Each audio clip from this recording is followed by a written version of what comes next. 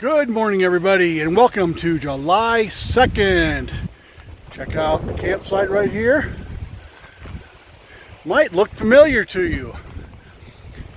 And that answers the question, which some of you have on your mind. July 2nd, what happened to July 1st? Well, July 1st was spent right here.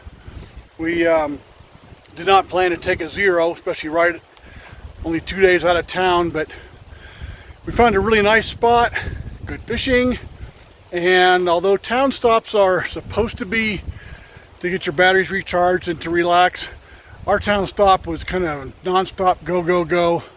And the fact that the motel we stayed in had zero air conditioning and it was hotter than hell, we barely slept there. So we actually left town tireder than when we got there. So we found this spot and we thought, what the hell, let's just spend a day here and relax, which is what we did. So, but enough relaxation, we need to get on the road.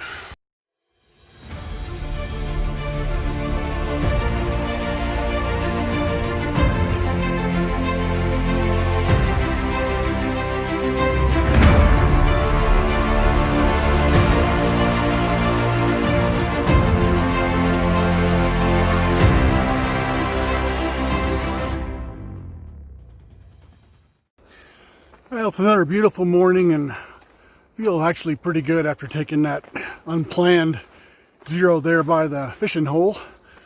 But I thought I needed to address something that I said in my last video, which probably left a lot of you guys shocked and surprised, and maybe some of you a little bit confused. So I need to kind of explain when I said we skipped a section of the Sierras here, exactly what it means to skip. And I think before I even explain skipping, I need to also talk about another hiker term which could be easily confused, which is called flipping. So flipping basically means, for one reason or another, you jump ahead anywhere from, I don't know, 50 to 100 to 200 miles, and then turn around and hike back the way you came. Now, a good example of why someone would do that would be, it never fails. When I start talking the video, the trail starts going uphill steeply, and I run out of breath. But let me just stop for a second. So, a good example of a flip would be what our Canadian friends did when we were stuck in that huge snowstorm back in Idlewild. Well, Goldilocks and I opted to just wait until the storm broke, and then we got a ride to skip past where the snow was. And I need to remind you guys that San Jacinto was impassable for almost a week, and even the walk around Black Mountain Road was impassable for 4 or 5 days. We met people who tried to do it and had to turn around and come back. So but aside from that, so we decided to wait out, and then we got a ride down to the bottom of San Jacinto and continued our hike north. But our Canadian friends decided to flip. What they did is they got a bus out of Idlewild, rode up north, Hikertown, if not mistaken. Sorry, mosquitoes are eating me up. And then they started hiking back south. And they continued to hike south until they got back to Idlewild. And at that point, they jumped the bus again, rode back up to Hikertown, and then resumed their hike to the north. So that's an example of a flip. And the most common reason to do something like that is because of weather or some type of a temporary trail closure. So what is skipping, and why would someone want to skip? There's a number of reasons people would want to skip. The reason number one is simply because the trail ahead of them is closed.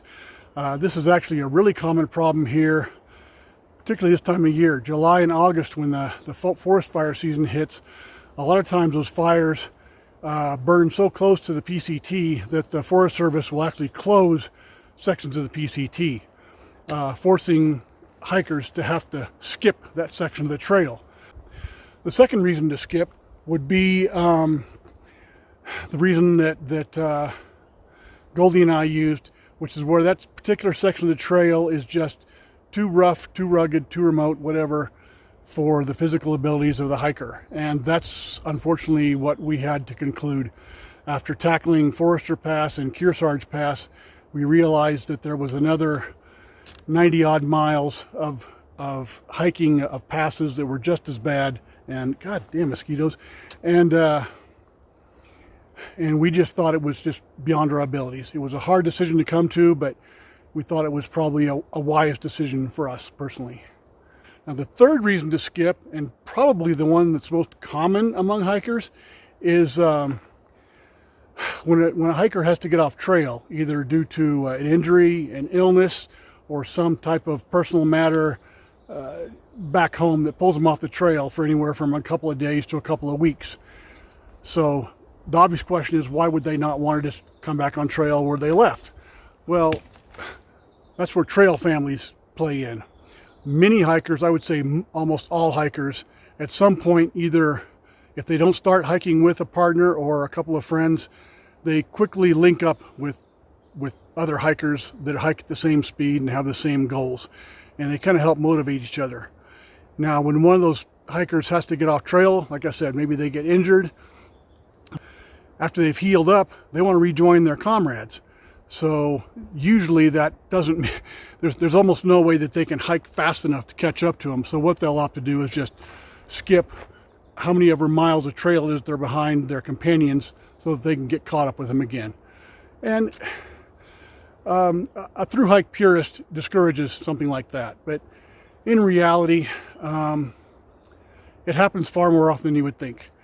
I have been watching YouTube videos of the PCT through hike for the past 3 years, trying to prepare myself for this, and I had no idea that skipping and flipping were as common as they were.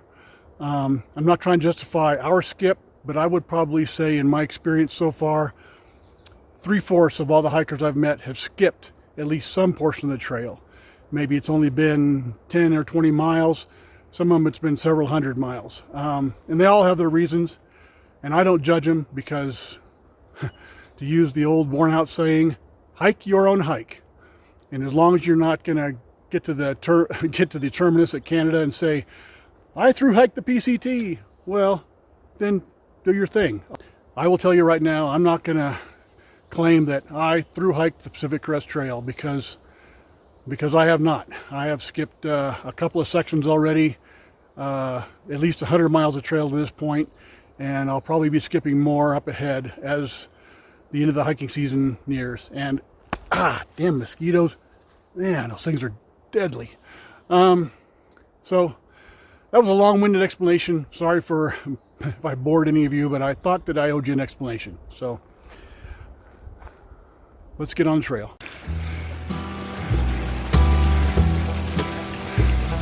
Now put it on.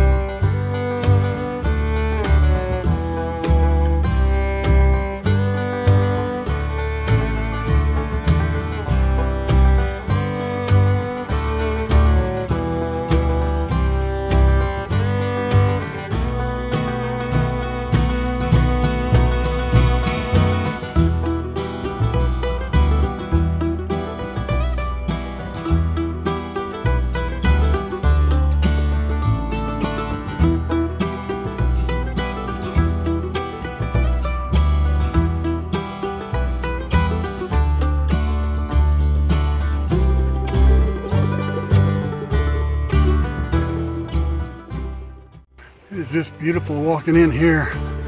It's a nice smooth trail, tall trees to give you shade from the hot sun, and it is a hot day unfortunately, and just an overall really pleasant day to be hiking.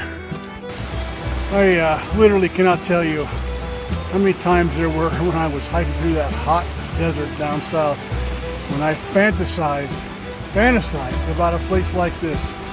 Look at this beautiful, lush, green. I've got a nice little cold stream at my feet.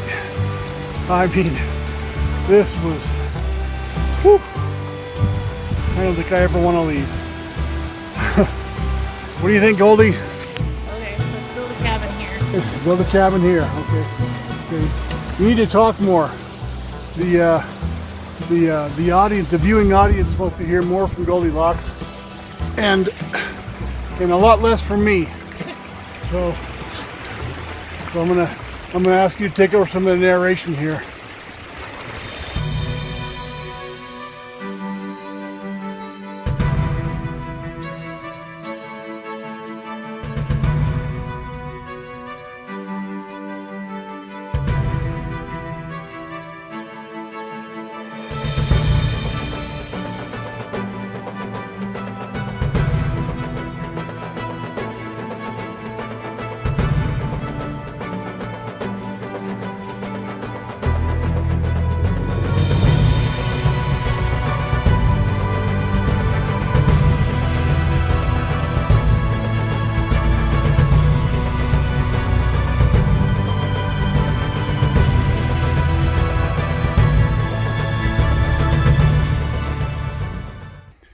All right, 1,000 Mile Lake is just around the corner. That's going to be our camp for the night. I hope we can catch some fish there to help supplement our dinner.